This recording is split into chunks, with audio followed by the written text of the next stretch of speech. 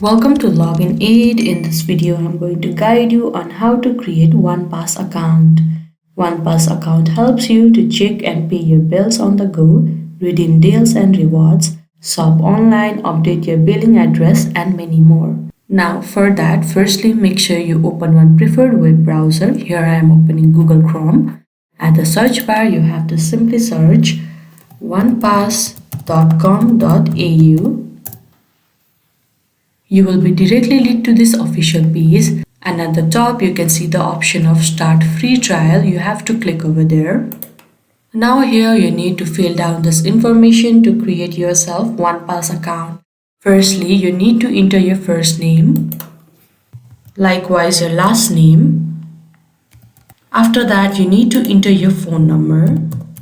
After that you need to enter your email.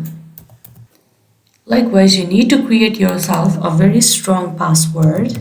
Make sure the password has at least one upper and one lower character, a number and a special character, and at least 8 characters. After you are done filling your informations, you can scroll down. There you can see terms and condition. All you have to do is click on agree and continue. After that, a verification code will come to your email and you have to copy and paste it in the box provided by OnePass account, and your OnePass account will be created successfully.